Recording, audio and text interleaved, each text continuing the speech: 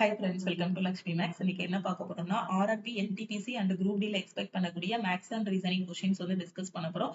இன்னைக்கு நாம பார்க்கக்கூடியது டே 13 ஓட கிளாஸ். இதுக்கு முன்னாடி ஒரு 12 கிளாஸஸ் வந்து கம்ப்ளீட் பண்ணிருக்கோம். அந்த கிளாஸஸ் எல்லாமே நம்ம யூடியூபோட பிளேலிஸ்ட்ல இருக்கும். நீங்க இன்னும் பார்க்கல அப்படின்னா அந்த கிளாஸஸ பாத்துருங்க. எல்லா கொஸ்டின்ஸுமே ரொம்ப ரொம்ப இம்பார்ட்டன்டான கொஸ்டின். இப்ப ரீசெண்டா நடந்து முடிஞ்ச எக்ஸாம்ல இதே மாதிரியான கொஸ்டின்ஸ் தான் கேட்டிருந்தாங்க. ஓகே, சோ இன்னைக்கு கிளாஸ்க்குள்ள போறதுக்கு முன்னாடி புதுசா யாராவது நம்ம சேனலுக்கு வந்திருந்தீங்கன்னா சப்ஸ்கிரைப் பண்ணிட்டு பெல் ஐக்கானை கிளிக் பண்ணிருங்க. நீங்க இன்னும் லக்ஷ்மி மேக்ஸ் ஆப்பை டவுன்லோட் பண்ணல அப்படின்னா பிளே ஸ்டோர்ல போய் லக்ஷ்மி மேக்ஸ் ஆப்பை டவுன்லோட் பண்ணிக்கோங்க. ஸோ அப்கமிங்ல வர ஆர்ஆர்பியோட group D, NTPC exam, SSC 2025க்கான எக்ஸாம்ஸ் எல்லாமே படிச்சிட்டு இருக்கேன். எனக்கு ஒரு பெஸ்டான ஆன்லைன் கிளாஸ் வேணும்னு நினைக்கிற ஸ்டூடெண்ட் லக்ஷ்மி மேக்ஸ் ஆப்ல இருக்கக்கூடிய ஆல் இன் ஒன் கோர்ஸ்ல ஜாயின் பண்ணிக்கோங்க. ஒரே ஒரு கோர்ஸ் தான், 50க்கும் மேற்பட்ட சென்ட்ரல் கவர்மெண்ட் எக்ஸாம்ஸ் எல்லாமே ஃபர்ஸ்ட் அட்டெம்ப்ட்ல கிளியர் பண்ற மாதிரி பெஸ்டான கிளாஸஸ் வந்து கொடுத்துருக்கோம். இதோட ஃபீஸ் வந்து 1999. உங்களுக்கு லைஃப் டைம் வேலிடிட்டி இருக்கும். சப்போஸ் எனக்கு லைஃப் டைம் வேலிடிட்டி வேண்டாம், நான் 1 இயர் வேலிடிட்டில ஜாயின் பண்ணிக்கிறேங்கிற ஸ்டூடெண்ட் ஆல் இன் ஒன் கோர்ஸுக்கு 1499 பே பண்ணி நீங்க ஜாயின் பண்ணிக்கலாம். இந்த கோர்ஸ்ல நீங்க ஜாயின் பண்ணிட்டீங்கன்னா கண்டிப்பா உங்களால ரயில்வே, எஸ்எஸ்சி, பேங்கிங்னு எந்த செக்டார்லனாலும் ஈஸியா எக்ஸாம் கிளியர் பண்ண முடியும். ஓகே, சோ இதுல எப்படி ஜாயின் பண்றது அப்படின்னா, இதுதான் நம்ம டீமோட வாட்ஸ்அப் நம்பர். இந்த நம்பரை உங்க போன்ல லக்ஷ்மி மேக்ஸன் சேவ் பண்ணிட்டு இந்த நம்பருக்கு I want to join all in one message அனுப்புங்க. நீங்க எந்த எக்ஸாமுக்கு ஜாயின் பண்றீங்களோ அதுக்கான தனித்தனி பேட்சஸ் வந்து கொடுத்திருப்போம். இப்ப குரூப் டிக்காக நீங்க ஜாயின் பண்றீங்க அப்படின்னா குரூப் டிக்கான பேட்ச் வந்து கொடுத்திருப்போம். அதுல வந்து ஒவ்வொரு வாரமும் என்னென்ன படிக்கணுங்கிறதுக்கான சிலபஸ், கிளாஸஸ் எல்லாமே கொடுத்துருவோம். ஓகேவா? ஸோ கொடுத்துட்டு ஒவ்வொரு சாட்டர்டேயும் இதுல வந்து உங்களுக்கு டெஸ்ட் வைப்போம். ஓகே, அது மாதிரி நீங்க எஸ்எஸ்சி ஜிடிக்கு ஜாயின் பண்ணிருக்கீங்க, எஸ்எஸ்சியோட சிஹெச்எஸ்எல் ஜாயின் பண்ணிருக்கீங்கன்னா இதுக்கும் இதே மாதிரி வார வாரம் என்னென்ன படிக்கணுமோ எல்லாமே கிளாஸஸ், மெட்டீரியல்ஸ் எல்லாமே கையில கொடுத்துட்டு சாட்டர்டே டெஸ்ட் இருக்கும். ஓகேவா? சோ இன்னும் ஃபர்தர் டீடைல்ஸ்க்கு நம்ம டீமுக்கு கான்டாக்ட் பண்ணி கேட்டுக்கோங்க. ஃபர்ஸ்ட் கொஸ்டின் பார்க்கலாமா? ஃபர்ஸ்ட் கொஸ்டின் பாருங்க. Select the figure that will come in next in the following figure series. So குடுத்திருக்க படத்துல பாத்தீங்க அப்படின்னா அடுத்து என்ன படம் வரும், இதுக்கு அடுத்து இது என்ன மாதிரி மாறும், இதான் கேட்டிருக்காங்க. சோ ஃபர்ஸ்ட் இந்த கோடு பாருங்க. ஃபர்ஸ்ட் இதுல ஒரு கோடு இருக்கு, ரெண்டாவது இதுல 2 லைன் இருக்கு, மூணாவது இதுல 3 லைன் இருக்கு, இதுல பாருங்க 1 2 3 4 4 லைன் இருக்கு. அப்ப இங்க எத்தனை லைன் வரும்? 5 லைன் வருமா? அப்ப இங்க 5 லைன் வரும். ஓகே, அப்ப இங்க ஆப்ஷன் வாங்க. ஆப்ஷன் வந்து எதுல 5 லைன் இருக்கோ அதை மட்டும் வச்சுக்கோங்க, மீதி எல்லாத்தையும் எலிமினேட் பண்ணுங்க. இதுல 4 லைன் தான் இருக்கு, அதனால இதை எலிமினேட் பண்ணிடலாம். இதுலயும் 4 தான் இருக்கு, எலிமினேட் பண்ணிடலாம். சோ இதுல பாருங்க 5 லைன் இருக்கு, சோ மேபி வரலாம். அடுத்து இதுலயும் பாத்தீங்க அப்படின்னா 5 லைன் இருக்கு, இதுவும் வரலாம். ஓகே, அப்ப இந்த ரெண்டு ஆப்ஷனையும் நாம அடுத்து செக் பண்ணணும். இப்போ அடுத்து ஸ்டார் பாருங்களேன். ஸ்டார் வந்து என்ன இருக்கு, இங்க இருந்த ஸ்டார் அடுத்த படத்துல இங்க வந்திருக்கு. சோ இந்த இடத்துல வந்திருக்கா? சோ இந்த படத்துல இங்க இருந்து ஸ்டார், இதுக்கு அடுத்த படத்துல இங்க இருந்து இங்க மூவ் ஆயிருக்கு. ஓகே, அப்ப இதுக்கு அடுத்த படத்துக்கு போகும்போது இங்க இருக்க ஸ்டார் எங்க மூவ் ஆகும்? இங்க மேல மூவ் ஆகும். ஓகேவா? அப்ப இங்க இருக்க ஸ்டார் அடுத்து எங்க மூவ் ஆகும்? இங்க மூவ் ஆகும். நான் சொல்றது புரியுதா? ஃபர்ஸ்ட் ஸ்டார் இங்க மூவ் ஆயிடுச்சு, அடுத்து இங்க மூவ் ஆயிடுச்சு, அடுத்து இங்க மூவ் ஆயிருக்கு, அடுத்து ஸ்டார் இங்க மூவ் ஆகும் ஃபைனலா. ஓகே, சோ ஃபைனலா எந்த இடத்துல இருந்துச்சோ அந்த இடத்துக்கே எங்க வந்துரும்? ஸ்டார் வந்து வந்துரும். அப்ப ஸ்டார் வந்து இந்த இடத்துல வரணும். சோ இங்க பாருங்க, ரெண்டு ஆப்ஷன்லயும் ஸ்டார் வந்து அதே இடத்துல தான் கொடுத்திருக்காங்க. அப்ப இத வச்சுதான் நாம என்ன பண்ணணும், யாரு கரெக்ட்ங்கிறத கண்டுபிடிக்கணும். ஓகே, இப்போ இந்த படத்தை பாருங்க. இதுல வந்து பாத்தீங்கன்னா இதெல்லாம் நான் அழிச்சுக்கிறேன். இப்ப இதுல எப்படி மூவ் ஆயிருக்குங்கிறத பாக்கலாம். ஓகே, சோ இதுல எப்படி மூவ் ஆயிருக்கு? இங்க இருக்கிறது இந்த இடத்துக்கு வந்திருக்கு. ஓகேவா? சோ இங்க இருந்து இந்த படத்துக்கு எங்க வந்திருக்கு? இங்க மூவ் ஆயிருக்கு. அடுத்து எங்க மூவ் ஆயிருக்கு? அடுத்த படத்துல இங்க இருந்து இங்க மூவ் ஆயிருக்கு. அப்படிதானே? இங்க வந்துட்டு அடுத்து இங்க போயிருக்கு. அடுத்து எங்க போயிருக்கு? இங்க போயிருக்கு. அப்படிதானே? சோ அடுத்து இங்க இருந்து இங்க போயிருக்கு. அதுக்கப்புறமா இது அடுத்த படத்துல எங்க போகும்? இங்க இருந்து இந்த பக்கமா போகும். அப்ப இந்த பக்கமா போகும்போது உங்களுக்கு எப்படி வரும்? இங்க இந்த உருளை வடிவ ஷேப், இங்க ஸ்டார், இங்க 5 கோடு இருக்கும். ஓகே, சோ இதுதான் இதுக்கான ஆன்சர். ஓகே, அப்போ ஸ்டார் அந்த உருளை வடிவத்தை பாருங்க, இங்க வந்து ஹரிசாண்டலா கொடுத்திருக்காங்க. ஆனா நமக்கு வந்து வெர்டிகலா தான் இருக்கணும். அப்ப இதை எலிமினேட் பண்ணிடலாம். ஆப்ஷன் டி தான் நமக்கு கரெக்ட்னு சொல்லிடலாம். ஓகே, சோ தெளிவா புரிஞ்சிருச்சா? அது எப்படி மூவ் ஆகுதோ அதை வச்சு ஈஸியா நம்ம வந்து என்ன பண்ணிடலாம், கண்டுபிடிச்சிடலாம். இப்போ அடுத்த கொஸ்டின் பாருங்க. அடுத்த கொஸ்டின்ல என்ன சொல்லியிருக்காங்க? சோ இது ஒரு படம் மாதிரி கொடுத்திருக்காங்க. ஓகேவா? சோ இந்த given diagram the triangle represents the set of people. ட்ரையாங்கிள்ங்கிறது யாரு அப்படின்னு பாத்தீங்கன்னா இருக்கக்கூடிய மொத்த மக்கள். Okay, set of people. அடுத்து who sorry represents a set of people who possesses a car. Car வச்சிருக்கவங்க. ஓகேவா? சோ ட்ரையாங்கிள்ங்கிறது யாரு அப்படின்னு பாத்தீங்கன்னா கார் வச்சிருக்கவங்க. Okay, the square represents the set of people who possesses a house. அப்போ ஸ்கொயருங்கிறது யாரு அப்படின்னு பாத்தீங்கன்னா வீடு வச்சிருக்கவங்க. இதுல இருக்கிறவங்க எல்லாருமே யாருன்னா வீடு வச்சிருக்கிறவங்க. அடுத்து என்ன சொல்லியிருக்காங்க, circle represent the set of people who possesses gold. சர்க்கிள்ங்கிறது தங்கம் வச்சிருக்கவங்க, கோல்டு வச்சிருக்கவங்க. ஓகே. சோ இப்போ கொஸ்டின் என்ன கேட்டிருக்காங்க, the total number of people who possesses only one among the three, that is house, car or gold is அப்படின்னு கேட்டிருக்காங்க. So இதுல என்ன கேட்டிருக்காங்கன்னா, ஹவுஸ் மட்டும் வச்சிருக்கவங்க, கார் மட்டும் வச்சிருக்கவங்க, கோல்டு மட்டும் வச்சிருக்கவங்க எத்தனை பேரு, யாரெல்லாம், இதான் கொஸ்டின்ல கேட்டிருக்காங்க. கொடுக்கப்பட்ட வரைபடத்தில் முக்கோணம்ங்கிறது காரு, சதுரம்ங்கிறது வீடு வச்சிருக்கவங்க, அதுக்கப்புறம் பாத்தீங்கன்னா வட்டம்ங்கிறது தங்கம் வச்சிருக்கக்கூடிய மக்களோட எண்ணிக்கை. இதுல வந்து வீடு, கார் அல்லது தங்கம் ஆகிய மூன்றில் ஒன்றை மட்டுமே வைத்திருக்கும் நபர்களின் மொத்த எண்ணிக்கை என்னன்னு கேட்டிருக்காங்க. ஓகேவா. சோ இந்த மூணுல ஒண்ணு மட்டும் இருக்கணும். கார் மட்டும் வச்சிருக்கவங்க எத்தனை பேரு, கார் மட்டும் வச்சிருக்கவங்க யாரு, இந்த 1. ஓகேவா. சோ இவங்க தானே கார் மட்டும் வச்சிருக்காங்க. இப்ப இந்த 2 எடுத்தீங்க அப்படின்னா 2 வந்து யாருக்குள்ளலாம் இருக்கு, முக்கோணத்துக்குள்ளயும் இருக்கு, ஹவுஸுக்குள்ளயும் இருக்கு. அதாவது முக்கோணத்துக்குள்ளயும் இருக்கு, சதுரத்துக்குள்ளயும் இருக்கு. முக்கோணம்ங்கிறது காரு, சதுரம்ங்கிறது ஹவுஸ். 2ங்கிறது பாத்தீங்கன்னா காருக்குள்ளயும் இருக்கு, ஹவுஸுக்குள்ளயும் வருது. அப்ப அவங்க வந்து என்ன வந்துரும், அந்த 2ங்கிறவங்க காரும் வச்சிருக்காங்க, ஹவுஸும் வச்சிருக்காங்கன்னு வந்துரும். அப்ப எனக்கு நான் ஃபர்ஸ்ட் என்ன கண்டுபிடிக்க போறேன்னா, கார் மட்டும் வச்சிருக்கவங்க யாரு. இப்ப அந்த 1 எடுத்துக்கிட்டீங்க அப்படின்னா, அந்த 1ங்கிறது எதுக்குள்ள மட்டும் இருக்கு, இந்த ட்ரையாங்கிள்குள்ள மட்டும் தான் இருக்கு, வேற எதுக்குள்ளயுமே இல்ல. அப்ப இவங்க தான் கார் மட்டும் வச்சிருக்காங்க. அடுத்து பாருங்க, ஹவுஸ் மட்டும் வச்சிருக்கவங்க யாரு, இந்த 6ங்கிறவங்க ஹவுஸ் மட்டும் வச்சிருப்பாங்களா, ஏன்னா இவங்க வந்து ஹவுஸுக்குள்ள மட்டும் தான் இருக்காங்க. இப்ப 5 எடுத்துட்டீங்க அப்படின்னா 5ங்கிறவங்க வட்டத்துக்குள்ளயும் இருக்காங்க, சதுரத்துக்குள்ளயும் இருக்காங்க, கோல்டும் வச்சிருக்காங்க, வீடும் வச்சிருக்காங்க. அப்ப அதை எடுக்கக்கூடாது. ஓகே. அடுத்து வேற என்ன செக் பண்ணணும், கோல்டு மட்டும் வச்சிருக்கவங்க யாருன்னு பார்க்கணும். கோல்டு மட்டும் வச்சிருக்கவங்க யாரு, இந்த 7. அப்ப இதுக்கான ஆன்சர் என்ன அப்படின்னு பாத்தீங்கன்னா 167. ஓகே. சோ 167 அப்படிங்கிறது எந்த ஆப்ஷன், 167ங்கிறது ஆப்ஷன் பி. ஓகே. தெளிவா புரிஞ்சிருச்சா. சோ அது மட்டும் வச்சிருக்கவங்க, கோல்டு மட்டும் வச்சிருக்கவங்க, கார் மட்டும் வச்சிருக்கவங்க, ஹவுஸ் மட்டும் வச்சிருக்கவங்க எத்தனை பேருன்னு கேட்டிருக்காங்க. இந்த கொஸ்டின்ல பாருங்க, plus means divide, cross means minus, divided by means plus, minus தான் cross. What will come in place of the question mark in the following question equation. ஓகேவா.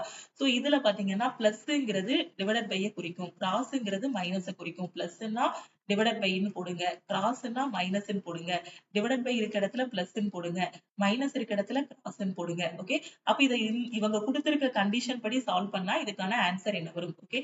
சோ 91 பிளஸ் இருக்க இடத்துல என்ன பண்ணணும், டிவைடட் பை போடணும். 13 மைனஸ் இருக்க இடத்துல என்ன பண்ணணும், கிராஸ் பண்ணணும். கிராஸ் 8, கிராஸ் இருக்க இடத்துல மைனஸ் போடணும். 37 டிவைடட் பை இருக்க இடத்துல என்ன பண்ணணும், பிளஸ் போடணும். பிளஸ் 44. ஓகே. சோ நான் சேஞ்ச் பண்ணிட்டேன். இப்போ நான் என்ன பண்ணணும், போர்டு மாஸ் ரூல் வந்து அப்ளை பண்ணணும்.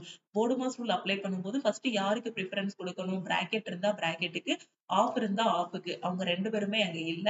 சோ டிவிஷனுக்கு நான் கொடுத்தேன் அப்படின்னா ஒரு 13 13, 7 13 உங்களுக்கு 91 கிடைக்கும். அப்போ அடுத்து மல்டிப்ளிகேஷனுக்கு 7 into 8 கிடைக்கும். அப்ப 56. அடுத்து என்ன இருக்கு, மைனஸ் 37 பிளஸ் 44. சோ 56 44 எத்தனை, 56 4 60, 60 40 100, 100ல 37 போச்சுன்னா என்ன வரும், 100ல 30 போச்சு அப்படின்னா 70, 70ல 7 போச்சு அப்படின்னா 63. ஓகே. சோ இதுதான் இந்த கொஸ்டினுக்கான ஆன்சர். ஓகே. சோ ஜஸ்ட் அதை பார்த்தே அப்படியே ஆட் பண்ணிருங்க. 56 44 100, 100ல 37 போச்சு அப்படின்னா உங்களுக்கு ஆன்சர் என்ன வரும், 63 கிடைக்கும். 63ங்கிறது ஆப்ஷன் சி. ஓகே. அடுத்த கொஸ்டின் போலாமா. அடுத்த கொஸ்டின் பாருங்க. சோ ஒரு நம்பர் சீரிஸ் வந்து கொடுத்திருக்காங்க. சோ இதுல அடுத்து என்ன நம்பர் வருங்கிறத நீங்க கண்டுபிடிக்கணும். ஓகே. சோ கண்டுபிடிங்க. இப்ப என்ன இருக்கு, 101, 182, 118, 167 இருக்கு. நான் ஏற்கனவே சொல்லியிருக்கேன், நம்பர் சீரிஸ் பொறுத்த வரைக்கும் அடுத்தடுத்த நம்பருக்கு டிஃபரன்ஸ் எடுத்தாலே நமக்கு லாஜிக் வந்து ஈஸியா கிடைச்சிரும். அப்ப 101க்கும் 82க்கும் டிஃபரன்ஸ் எடுத்தீங்கன்னா 81 வருமா. இது ரெண்டுக்கும் டிஃபரன்ஸ் எடுங்க. இது ரெண்டுக்கும் டிஃபரன்ஸ் எடுத்தீங்கன்னா 182 மைனஸ் 118 64 மைனஸ் 64 கிடைக்கும். பெரிய நம்பர்ல இருந்து சின்ன நம்பரை கழிச்சு, சோ அப்படித்தானே போடுவோம். சோ 182ல இருந்து 118 கழிக்கணும். அப்படிதானே. சோ கழிக்கும் போது உங்களுக்கு என்ன வரும், மைனஸ் 64 வரும். ஓகே. அதே மாதிரி 118 167 மாத்தணும்னா ஆட் பண்ணணும். அப்ப 167ல 118 கழிச்சீங்கன்னா எவ்வளவு ஆட் பண்ணணும்ன்றது தெரிஞ்சிடும். சோ எவ்வளவு ஆட் பண்ணணும், 49 வந்து ஆட் பண்ற மாதிரி இருக்கும். ஓகே. சோ அப்ப பிளஸ் 49. அப்ப இத பார்த்தா ஏதாவது தோணுதா, 81 64 49 இந்த நம்பரை பார்த்தா ஏதாவது தோணுதா. சோ 81ங்கிறது என்னது, 9 ஸ்கொயர், 64ங்கிறது என்னது, 8 ஸ்கொயர், 49ங்கிறது என்னது, 7 ஸ்கொயர். அப்ப அடுத்து வர்றது உங்களுக்கு என்ன வரும், 6 ஸ்கொயர் வரும். அப்ப இங்க பிளஸ் மைனஸ் பிளஸ் அடுத்து மைனஸ், மைனஸ் 6 ஸ்கொயர் உங்களுக்கு என்ன வரும், மைனஸ் 34. 6ன்னு கிடைக்கும். ஓகே, அப்ப 167ல 36 போச்சு அப்படின்னா 7ல 6 போனா 1, 6ல 3 போனா 3, ஸோ 131. அப்ப இந்த கொஸ்டினுக்கான ஆன்சர் என்ன அப்படின்னு பாத்தீங்கன்னா 131. 131ங்கிறது ஆப்ஷன் ஏ. ஓகே, அடுத்த கொஸ்டின் பாருங்க. The product of two numbers is 3072 and their LCM is 96. Find the GCD of the numbers. ரொம்ப ரொம்ப ஈஸியான கொஸ்டின். ஓகே, ஸோ அந்த நம்பரோட ப்ராடக்ட் வந்து கொடுத்துட்டாங்க. ரெண்டு நம்பர் இருக்கு, அந்த ரெண்டு நம்பரை பெருக்குனா 3072 வந்து கிடைக்குது. அதோட மீச்சிமா வந்து 96 அப்படின்னா மீ போவா என்ன? ஓகேவா, ஜிசிடி என்னன்னு கேட்டிருக்காங்க. நமக்கு என்ன தெரியும், ப்ராடக்ட் ஆஃப் டூ நம்பர்ஸ் வந்து எதுக்கு ஈக்குவலா இருக்கும், அதோட ஹச்சிஎஃப் இன்டு எல்சிஎம்க்கு ஈக்குவலா இருக்கும். அதாவது ப்ராடக்ட் ஆஃப் டூ நம்பர்ஸ், இரண்டு எண்களின் பெருக்கல் பலன் வந்து அதோட மீ போவா மற்றும் மீச்சிமாவோட பெருக்கற் பலனுக்கு ஈக்குவலா இருக்கும்னு படிச்சிருக்கோம். அதோட பெருக்கற் பலன் எத்தனை, 3072. மீச்சிமா தானே கொடுத்திருக்காங்க 96. ஜிசிடி தான் கண்டுபிடிக்கணும். ஸோ இன்ட்டு ஜிசிடின்னு போட்டுடலாம். ஸோ அப்போ GCD equal to 3072 divided by 96ன்னு கிடைக்கும். ஓகே, ஸோ அப்படியே கட் பண்ணிடலாமா, அப்படியே டிவைட் பண்ணிருங்க. 3072 96 யூனிட் டிஜிட் வச்சு பார்க்கலாம். யூனிட் டிஜிட் வச்சு பார்த்தா இங்க 6 இருக்கு, இங்க 2ல முடிஞ்சிருக்கு. அப்ப என்ன வரும், 2 டைம்ஸ் லாஸ்ட் 6 கூட எதை மல்டிப்ளை பண்ணா உங்களுக்கு 2ன்னு கிடைக்கும், 2 மல்டிப்ளை பண்ணா. அப்போ அந்த யூனிட் டிஜிட் என்ன வருது, 2ன்னு வருது. இங்க இருக்க ஆப்ஷன்ல எந்த யூனிட் டிஜிட் 2ல முடிஞ்சிருக்குன்னு பாருங்க. இது மட்டும் தான் 2ல முடிஞ்சிருக்கு. அப்ப இதுதான் இதுக்கான ஆன்சர்னு சொல்லிடலாம். ஓகேவா, ஸோ உட்கார்ந்து டிவைட் பண்ணிட்டு இருந்தோம் அப்படின்னா கொஞ்சம் டைம் எடுக்கும். அதனால யூனிட் டிஜிட் வச்சு செக் பண்ணுங்க. இங்க 6 வந்திருக்கு, இங்க 2 வந்திருக்கு. கண்டிப்பா அந்த ஆப்ஷன்ல யூனிட் டிஜிட் வந்து என்னவா இருக்கும், 2 தான் இருந்திருக்கும். இல்ல டிவைட் பண்ணினாலும் பாருங்க. சோ 96ல 3 டைம்ஸ் போட்டீங்கன்னா 6 3 18, 27 1 28, 288. 17ல 8 போச்சு அப்படின்னா என்ன வரும், 9 கிடைக்கும். சோ 192. இங்க இருந்து கடன் கொடுப்போம், இது 9ஆ மாறும். அப்படிதானே, சோ இது 10ஆ இருக்கும், இது இதுக்கு 1 கடன் கொடுத்துரும், அப்ப இது 9ஆ மாறிடும். சோ அடுத்து 2, அப்போ அடுத்து உங்களுக்கு என்ன வரும், 2 டைம்ஸ் போகுமா, சோ 2 டைம்ஸ். அப்போ இதுக்கான ஆன்சர் என்ன வரும் அப்படின்னு பாத்தீங்கன்னா 32ன்னு கிடைக்கும். சோ 32ங்கிறது ஆப்ஷன் டி. ஓகே, அடுத்த கொஸ்டின் போலாமா. இந்த கொஸ்டின்ல பாருங்க, the ratio of the weight of ABCD is 1:2:3:4. If the difference between the weight of D and A is 30 kg, what is the cumulative weight of ABCD? Okay, so ABCD இவங்களோட எடைகளின் விகிதம் பாத்தீங்கன்னா 1:2:3:4ன்னு கொடுத்திருக்காங்க. D மற்றும் A எடைகளுக்கு இடையிலான வேறுபாடு 30 kilo. D க்கும் A க்கும் உள்ள வித்தியாசம் பாத்தீங்கன்னா 30 கிலோன்னு சொல்லியிருக்காங்க. ஓகேவா, அப்படின்னா A plus B plus C plus D, அதாவது ABCD யோட ஒட்டுமொத்த எடை என்ன, இதான் கொஸ்டின்ல கேட்டிருக்காங்க. ஓகே, அப்ப D க்கும் A க்கும் உள்ள டிஃபரன்ஸ், D வந்து 4 பார்ட், A வந்து 1 பார்ட். அப்ப 4ல 3 போனா எத்தனை, 4ல 1 போனா எத்தனை, 3 பார்ட் வரும். அப்படிதானே, D யோட எடை பாத்தீங்கன்னா 4 பங்கு இருக்கு, A யோட எடை பாத்தீங்க அப்படின்னா 1 பங்கு இருக்கு. டிஃபரன்ஸ் எடுத்தா 3 பங்கு வரும். 3 பங்கு எதுக்கு ஈக்குவலா இருக்கும், 30க்கு ஈக்குவலா இருக்கும். இதுல இருந்து 1 பார்ட் என்ன வரும், 30/3ன்னு போடும்போது 10ன்னு கிடைக்கும். ஓகேவா, இப்ப என்ன கேட்டிருக்காங்க, ABCD யோட ஒட்டுமொத்த எடை என்ன.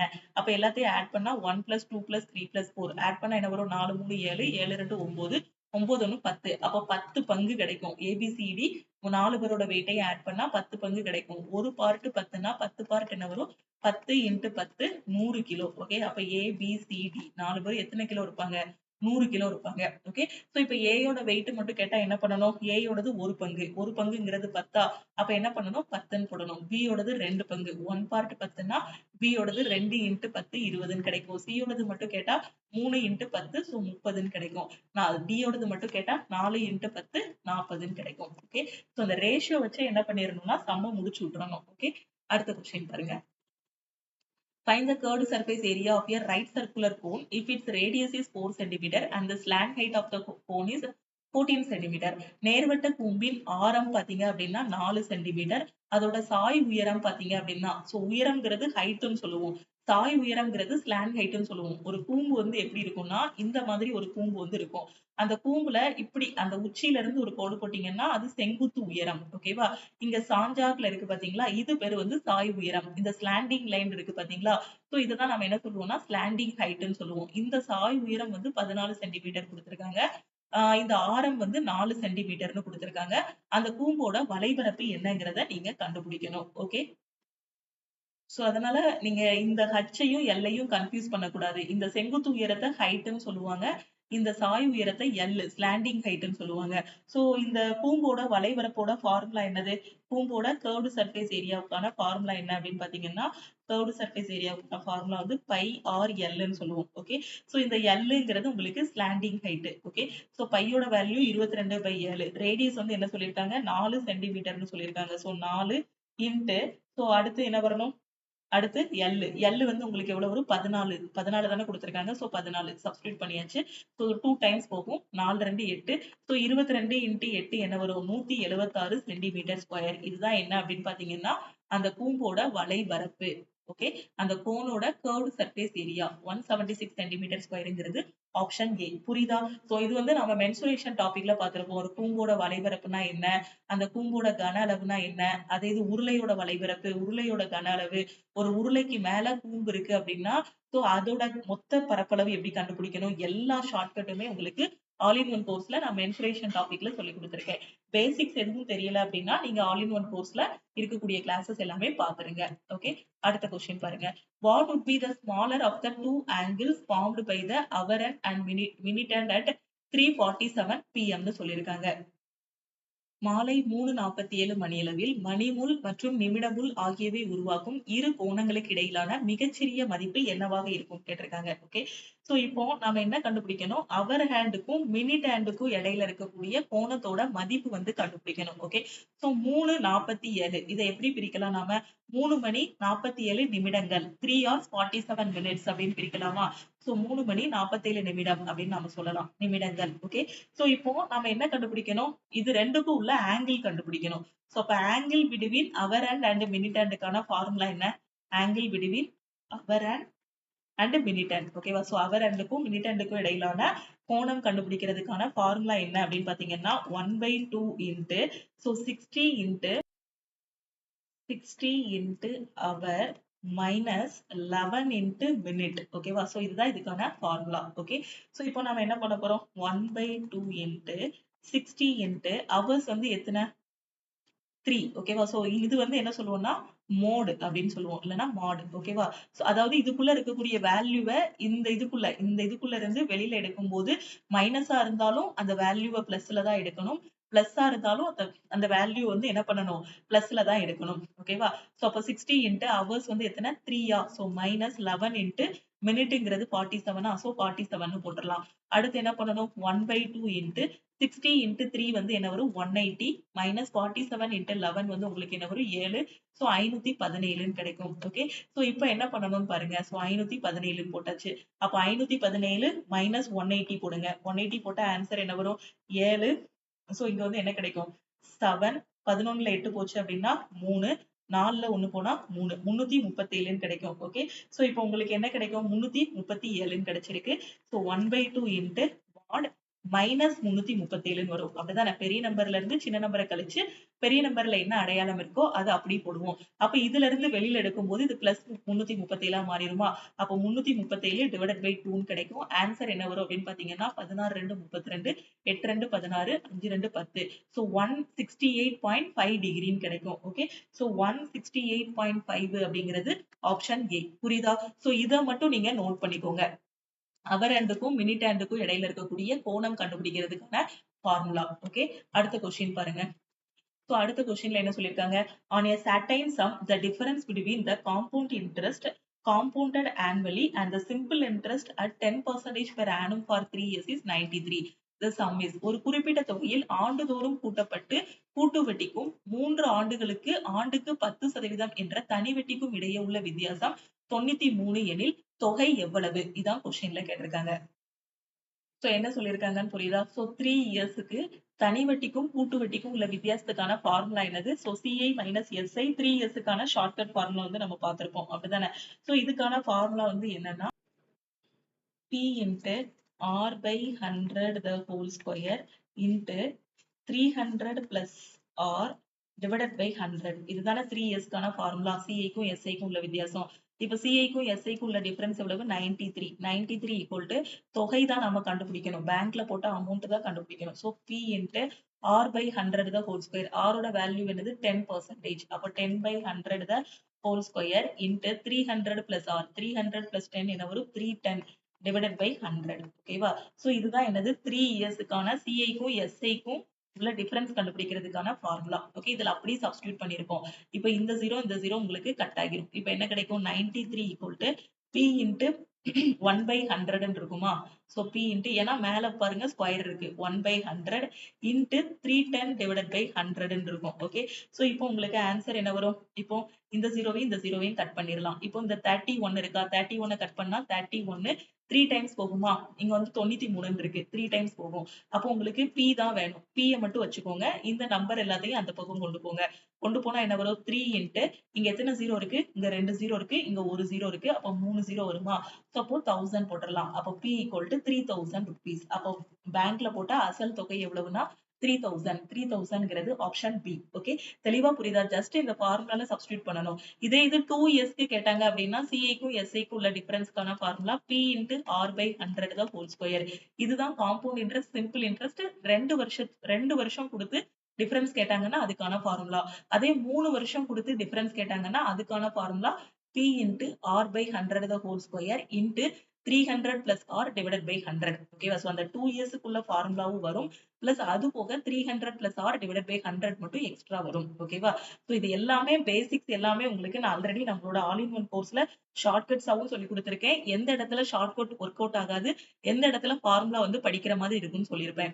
சோ காம்பவுண்ட் இன்ட்ரெஸ்ட் பார்த்தாலே, அதாவது காம்பவுண்ட் இன்ட்ரெஸ்ட், சிம்பிள் இன்ட்ரெஸ்ட் ரெண்டையும் மெர்ஜ் பண்ணி பார்க்கும்போது இந்த 2 ஃபார்முலா மட்டும் உங்களை மனப்பாடம் பண்ண சொல்லியிருப்பேன். மத்தபடி இருக்கிறது எல்லாத்துக்குமே அந்த P into 1 plus R by 100 the whole power n ஃபார்முலாலாம் யூஸே பண்ணிருக்க மாட்டோம் எங்கேயுமே.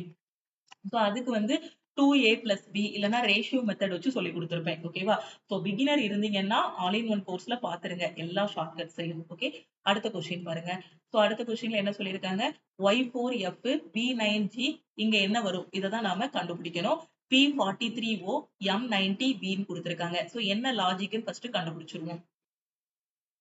சோ இங்க பாருங்க, இங்க y4f இருக்கு, v9g இருக்கு. ஓகே, சோ ஃபர்ஸ்ட் இதுக்கு என்ன லாஜிக்ங்கிறத நம்ம கண்டுபிடிச்சிருவோம்.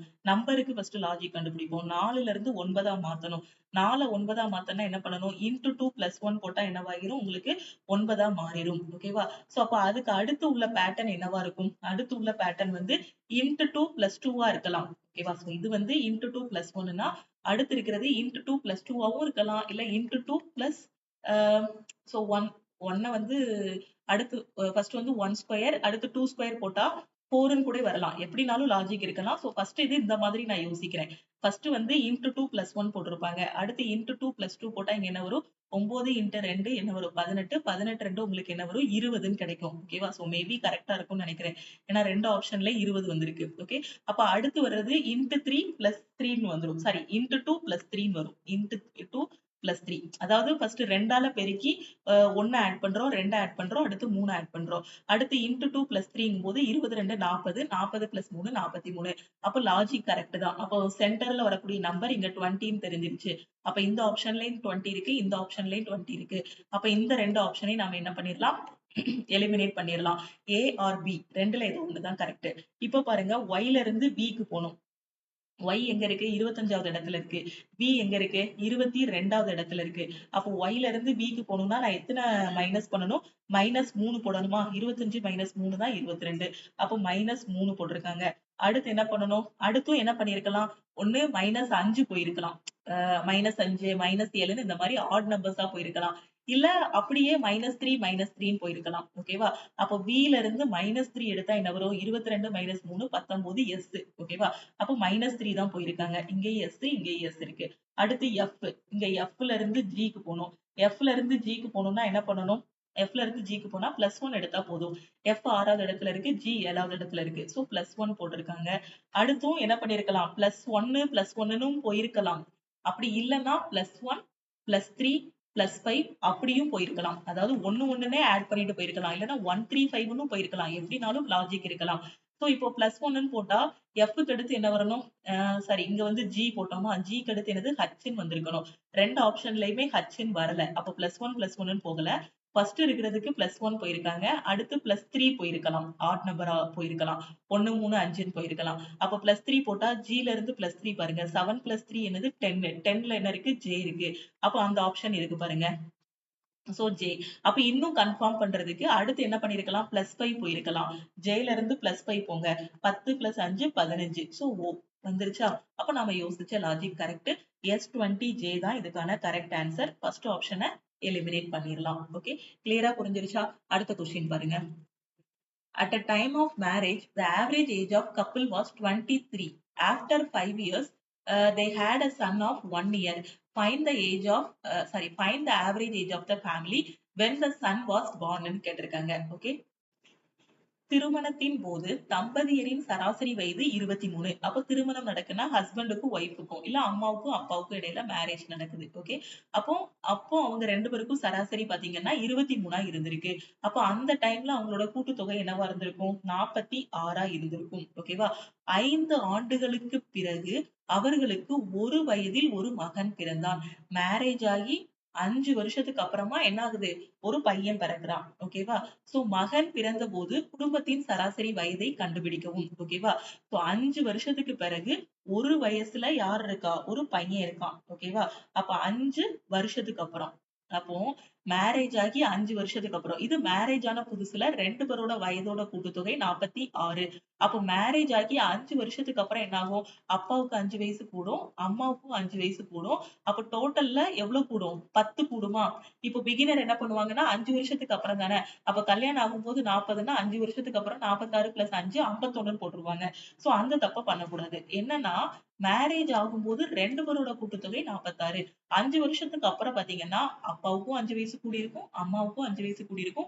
ஓவராலா 5 வருஷத்துக்கு அப்புறம் 2 பேருக்கும் சேர்த்து 10 வயசு கூடும்.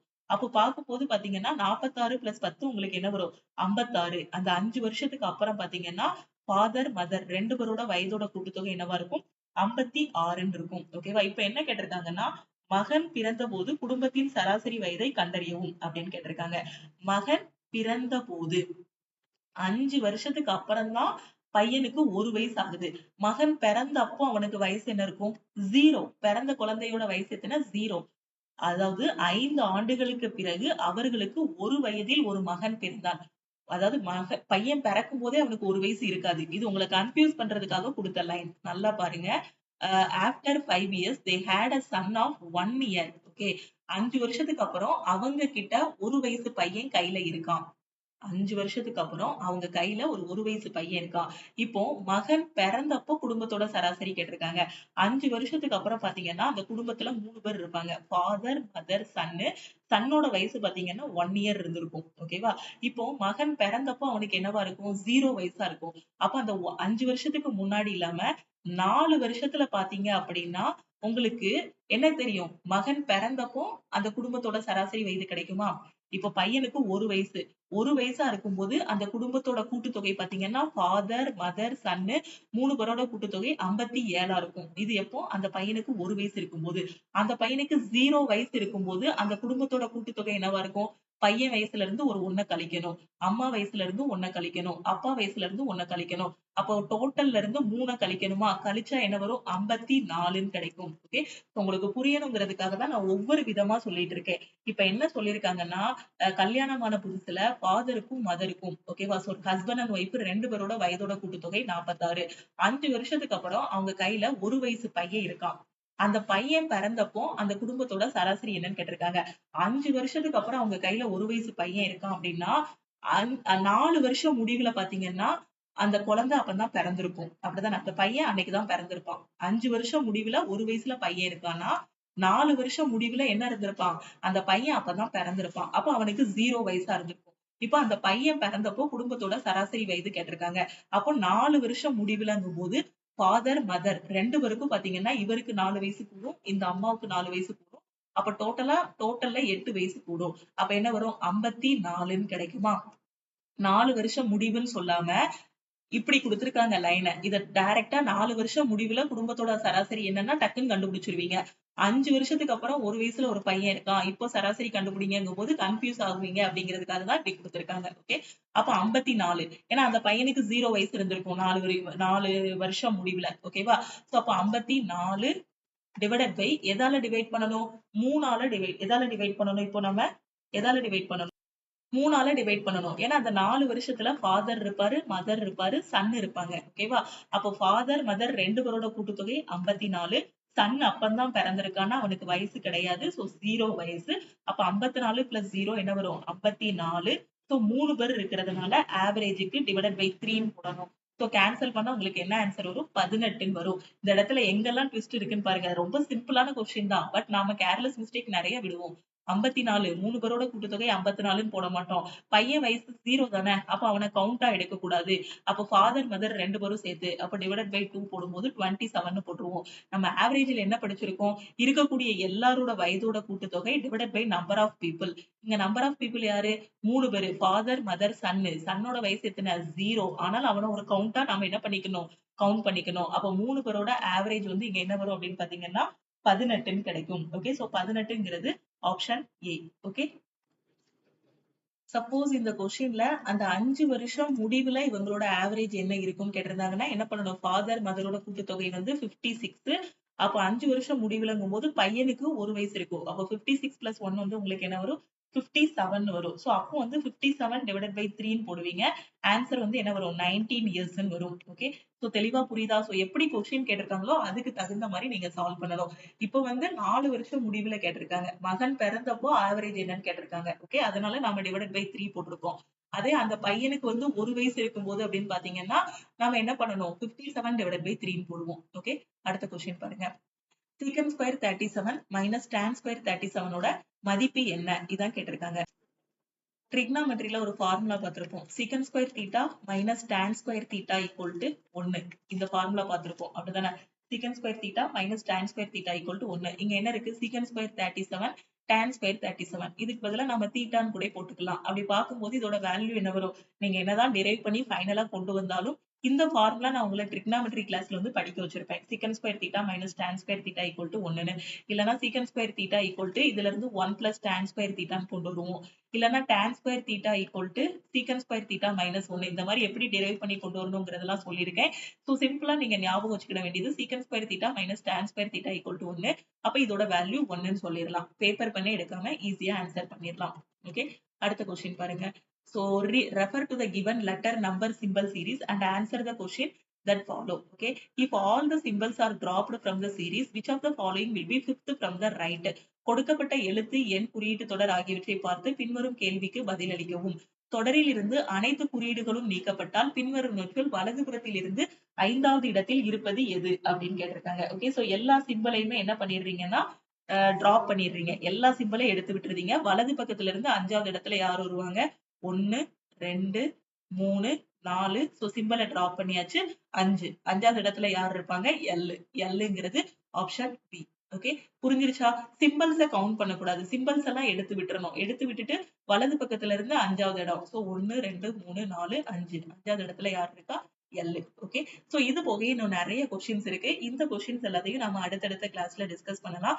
இந்த கிளாஸஸ் எல்லாமே உங்களுக்கு ரொம்ப ரொம்ப யூஸ்ஃபுல்லா இருக்கும். சோ யூஸ்ஃபுல்லா இருக்கும்னு நினைச்சீங்கன்னா லைக் பண்ணுங்க. டவுட்ஸ் ஏதாவது இருக்குன்னா கமெண்ட் பண்ணுங்க. பிகினர் யாராவது இருக்கீங்க அப்படின்னா நம்மளோட ஆல் இன் ஒன் கோர்ஸ்ல ஜாயின் பண்ணிக்கோங்க. ஏன்னா இப்போ நாம பாக்குறது எல்லா டாபிக்கும் மிக்சடா பார்த்துட்டு இருக்கோம். நான் டாபிக் வைஸ் தெளிவா எல்லாத்தையுமே படிக்கணும் அப்படின்னு நினைக்கிற ஸ்டூடெண்ட் ஆல் இன் ஒன் கோர்ஸ்ல ஜாயின் பண்ணிக்கோங்க. இப்போ வந்திருக்கக்கூடிய குரூப் டி எக்ஸாம் நான் ஃபர்ஸ்ட் அட்டெம்ப்ட்ல கிளியர் பண்ணணும், என்டிபிசி எக்ஸாம் ஃபர்ஸ்ட் அட்டெம்ப்ட்ல கிளியர் பண்ணணும் அப்படின்னு நினைக்கிற students so all in one கோர்ஸ்ல ஜாயின் பண்ணிட்டு உங்களோட ப்ரிப்பரேஷன் ஸ்டார்ட் பண்ணுங்க.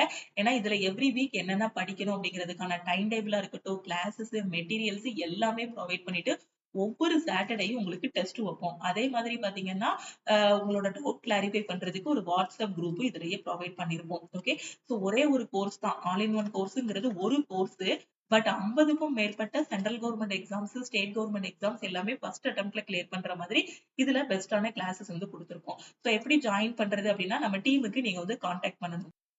இதுதான் நம்ம டீமோட வாட்ஸ்அப் நம்பர். இந்த நம்பருக்கு நீங்க வந்து I want to join all in ஒன்னு மெசேஜ் அனுப்புறீங்கன்னா உங்களுக்கு ஜிபே நம்பர் இல்ல அக்கௌண்ட் நம்பர் வந்து கொடுப்பாங்க. அதுக்கு நீங்க 1,999 பே பண்ணிட்டு ஆல் இன் ஒன் கோர்ஸ்ல ஜாயின் பண்ணிக்கலாம். ஒன்ஸ் ஜாயின் பண்ணிட்டீங்க அப்படின்னா லைஃப் டைம் அக்சஸ் இருக்கும்.